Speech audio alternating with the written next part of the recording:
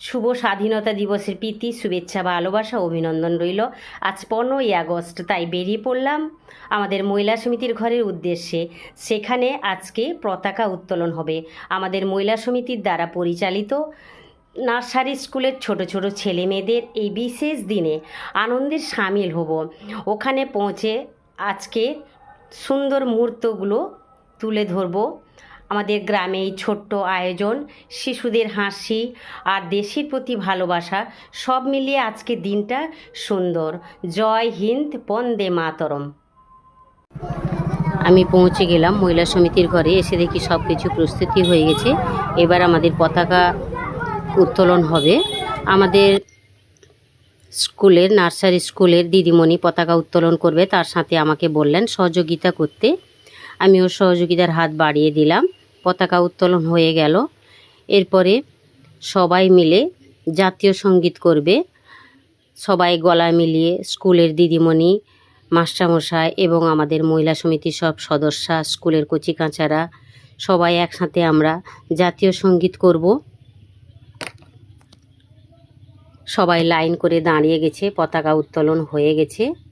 যে ক্যামেরাটা করেছিল পতাকা উত্তোলনটা ঠিকমতো তুলতে পারেনি। যাই হোক, এবার শুরু হবে জাতীয় সঙ্গীত। রাস্তার উপরে তো, তাই সাবধানে বাচ্চাদেরকে লাইন করে দাঁড় করানো হয়েছে। মেন রাস্তার উপরে স্কুলটা। পতাকা উত্তোলন হয়ে গেছে। আমাদের সদস্যরা এসছেন, মহিলা সমিতির সব সদস্যরা সবাই আসতে পারেননি, কিছুজন এসছেন। এবার আমাদের প্রার্থনা হবে।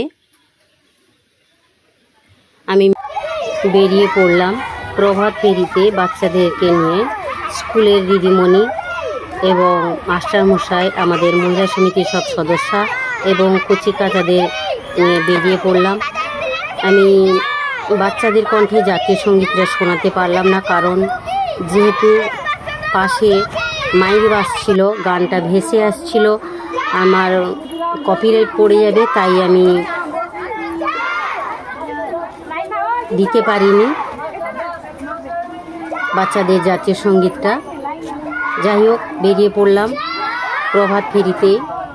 ছোট ছোট এই আনন্দের মুহূর্তগুলো তোমাদের সামনে তুলে ধরলাম। আমাদের গ্রামে ভালোবাসার স্বাধীনতা দিবসের